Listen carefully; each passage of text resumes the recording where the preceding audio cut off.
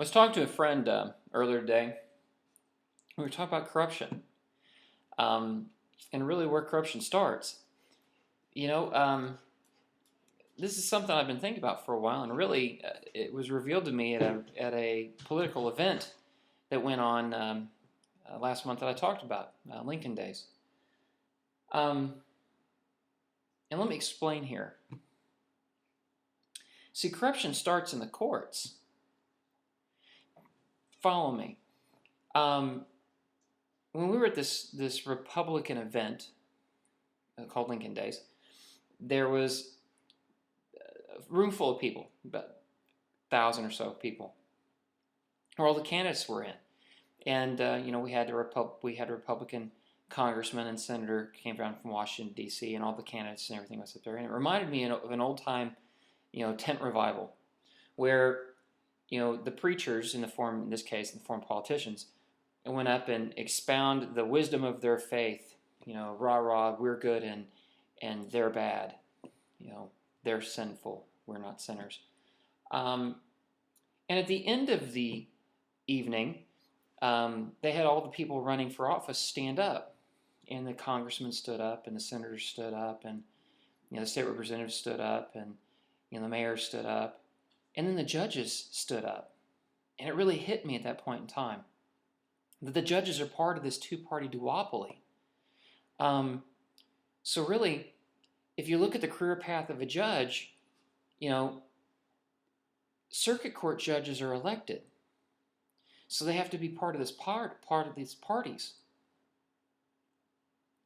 And in a period of time, they run in parallel with the people who are moving up their career path also. So they go from, city councilman to mayor to state representative to senator to governor and even president. So if you're a judge, you don't want to piss off one of these guys, because to be on the federal bench, you have to be selected, and you're selected by the president and confirmed by Congress. So really, if you want to be a federal judge, you don't piss in that pool. And that's the reason why the Obama birth certificate will never be heard in a court of law, in a federal court, because that's career suicide for a judge. And you have to understand that unfortunately, we live in a time where people care more about a paycheck than they care about their ethics, honors, or morals. So, you see what I mean? Corruption starts in the courts because the politicians then know that the courts, who are supposed to declare the laws in this country lawful or unlawful, they don't want to go there, because the power is in the hands of the few. In their mind. In actuality, according to the Constitution, the power is in the hands of the people, and we convey that power to government. Now, that brings us to the next point. If we convey our power to the government, then I think we need to, as individuals, draw lines in the sand. Certain lines, like rings, of defensive rings, in the sand where, if government does something, you speak out, you speak against it. You raise a point, start the debate, so the politicians will back off on something. If they continue to press, then you have your second ring, where you use your money and you stand up a candidate that says they will do the opposite, and you vote, and you hold that person accountable by the vote next time it comes up. And if they've not done a good job, you have first talked about it, and then second, you vote them out of office. See ya.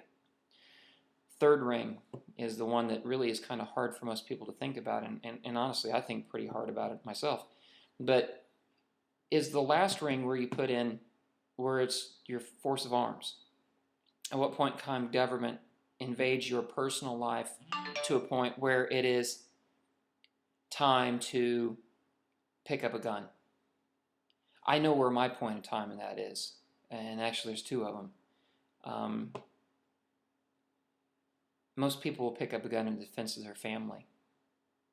And we really have to look at how much government has intruded into our families' lives.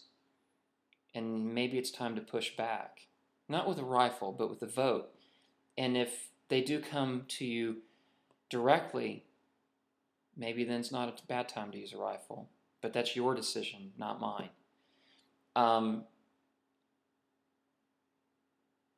So in closing, 3 rings of protection. Use your vote.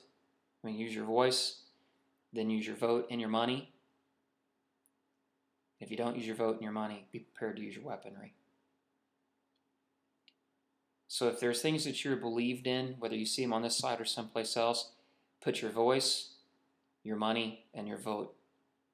Because if you don't, you may take arms. For RegimeChange.org, I am Steve Vanderbilt. Thank you. Have a good day.